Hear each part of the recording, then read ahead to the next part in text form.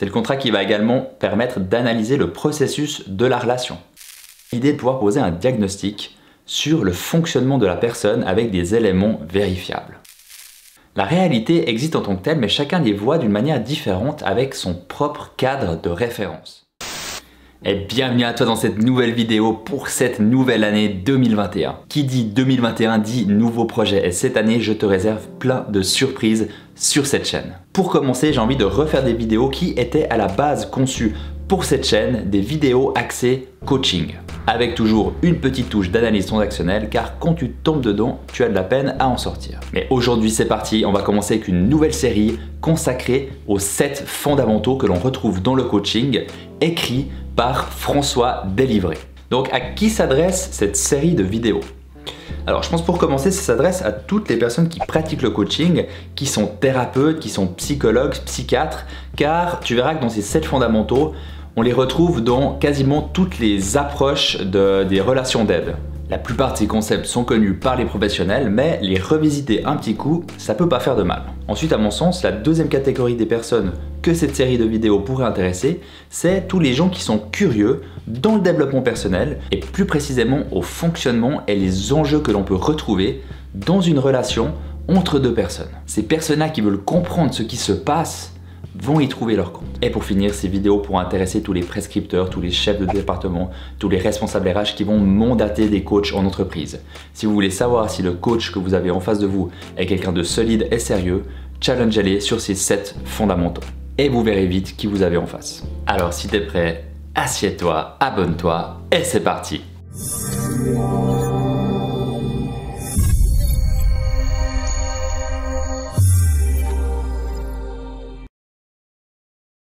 Alors François Delivré, pour le présenter en 2 mots, c'est un coach, superviseur, écrivain qui a un passé de dirigeant en entreprise, donc de manager, et en 2003, il a créé sa propre académie de coaching pour les intervenants en entreprise. Il est lui-même formé en analyse transactionnelle et il a écrit plusieurs ouvrages dans le métier de coach. Donc qu'on soit clair, je ne vais pas réinventer la roue, mais François Delivré a fait ressortir 7 fondamentaux, 7 compétences fondamentales à avoir lorsque l'on pratique le coaching.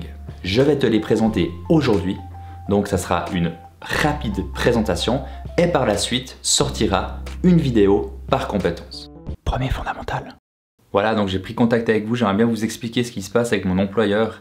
J'ai l'impression que c'est une forme de mobbing, mais j'aimerais bien avoir votre point de vue sur la situation. Écoutez, je pense avoir bien compris votre demande. Alors moi, ce que je vous conseille, c'est de lire le Code civil suisse, et je pense que là-dedans, vous aurez toutes les réponses à vos questions. Ok, merci.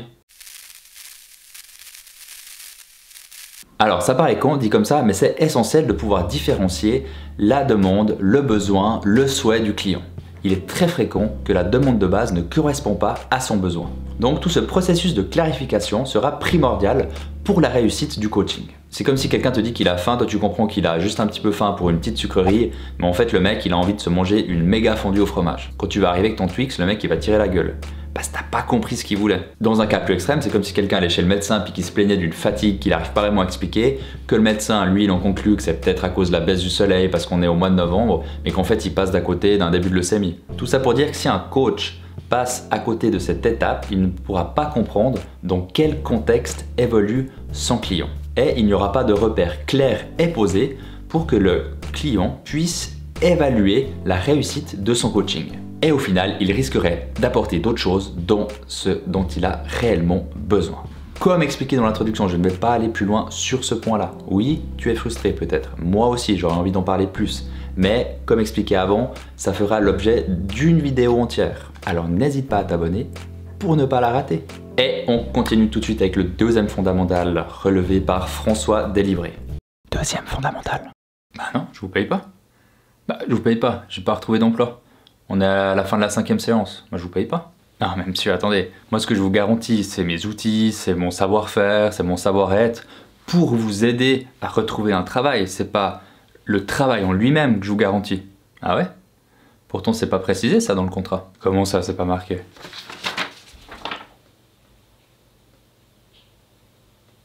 Ah ouais. Ah.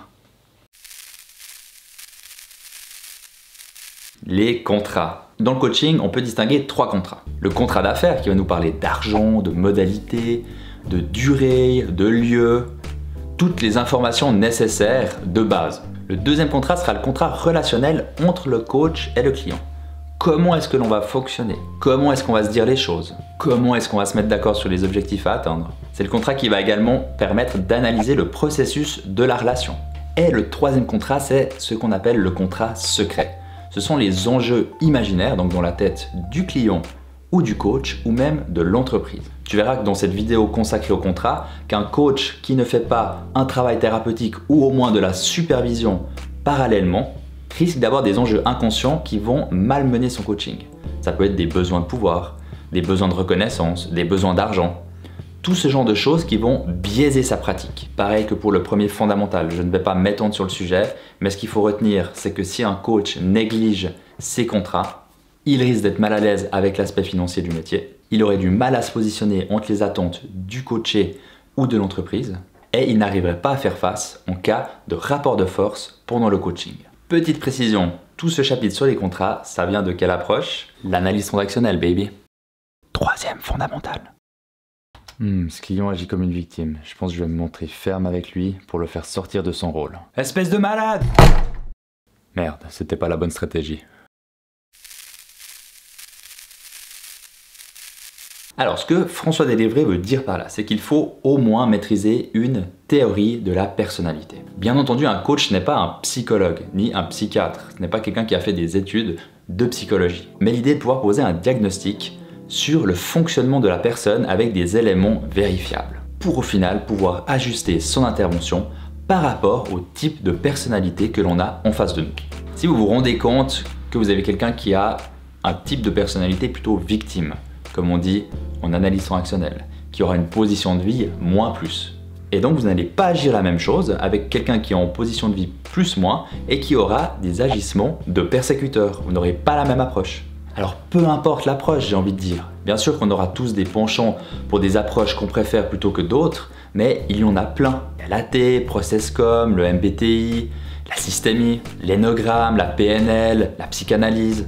Et quand on parle de maîtriser une approche, on ne parle pas d'une semaine de cours, 2 jours ou 1 mois. C'est des choses qui se comptent plutôt en années de manière générale. Car si vous négligez cette étape ou si vous ne la maîtrisez pas, vous allez risquer d'intervenir à tort et à travers au cours du coaching sans adapter ses interventions, d'ignorer certains atomes crochus ou alors d'atomes répulsifs et de rentrer dans une relation contre-productive. Mais pareil que pour les autres fondamentaux, il y aura une vidéo dédiée qu'à ce sujet. Quatrième fondamental. Oui, voilà, vous allez bien? Oui, merci. Vous êtes arrivé à la gare? Ok, alors là, vous passez sous les voies, puis après vous montez à gauche tout de suite, puis c'est à 2 minutes à pied environ. Vous verrez, ça monte un petit peu, mais rien d'incroyable. Ça monte un peu, mon cul, c'est une pente à 20% votre truc là.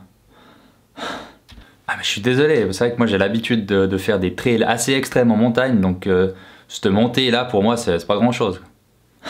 Ouais, mais moi je fais jamais de sport, 2 étages, c'est déjà hyper violent pour moi.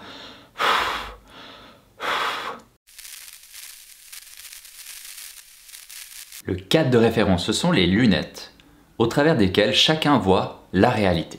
La réalité existe en tant que telle, mais chacun les voit d'une manière différente avec son propre cadre de référence. Le coach va en permanence voir le problème du coaché avec ses lunettes et le coaché avec les siennes. Et la complexité de l'utilisation du cadre de référence dans un coaching sera de ne pas enfermer le client dans le cadre de référence du coach. Et dans la vidéo consacrée au cadre de référence, nous verrons les 3 modèles pour utiliser ce cadre de référence pendant un coaching. La position méta, la zone d'intervention et le kit de survie. Mais je ne t'en dis pas plus. Retiens juste qu'un coach qui n'est pas au clair avec son propre cadre de référence ou avec l'utilisation de ce cadre risque de 1. Imposer son cadre de référence à son client et donc le bloquer dans le chemin vers l'autonomie. 2. Accepter trop facilement le cadre de référence du client et donc le laisser dans une zone de confort qui ne va pas l'aider à changer. 5e fondamental.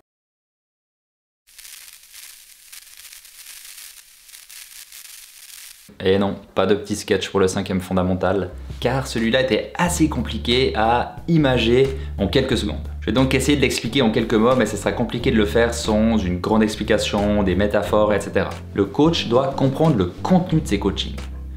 Le contenu, ça sera la réalité. Ça sera le contexte dans lequel évolue le client, les mots utilisés, les idées émises, tout ce qui fait partie de la réalité. Ensuite, parallèlement, il y a le processus. C'est comprendre le mécanisme de la personne coachée. Interpréter ce qui se passe dans la relation entre le coach et le coaché. Par exemple, ça peut permettre de savoir s'il y a un processus parallèle qui est en train de se passer. Et pour finir, le sens, c'est amener justement du sens à ce que vit la personne. Bien entendu, ces 3 points sont résumés très grossièrement, ça sera expliqué avec beaucoup plus de détails dans la vidéo correspondante à ce fondamental. Pourquoi ces 3 mots sont très importants? Un coach qui négligerait ces 3 termes et leur utilisation risquerait de ne pas comprendre ce qui se passe chez le client, de ce qui se passe entre lui et le client. Il ne verrait pas le lien entre l'attitude du client à son égard et avec le problème de ce dernier, ou encore il ne permettrait pas au client de trouver un sens à ce qu'il est en train de vivre. 6e fondamental. Cette personne vit un deuil en pleine tristesse. Écoutez, je vois bien que vous êtes triste. Non, pas du tout. Je pleure de joie parce que je viens d'accepter ce qui m'arrive. Ah, ok. Ok.